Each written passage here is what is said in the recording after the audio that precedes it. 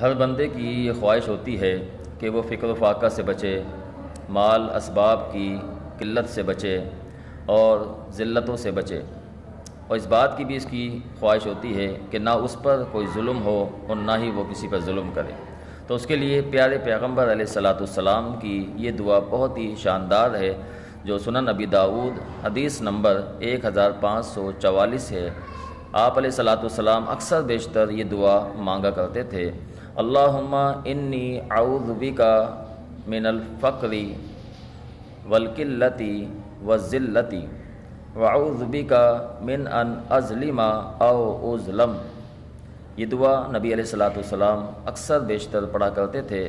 اس کے اندر یہی کہا گیا ہے کہ اللہ میں پناہ میں آتا ہوں آپ کی فکر و فاقہ سے، مال کی قلت سے اور ذلت سے، اور اس بات سے بھی کہ ظلم مجھ پر ہو یا میں کسی پر ظلم کروں۔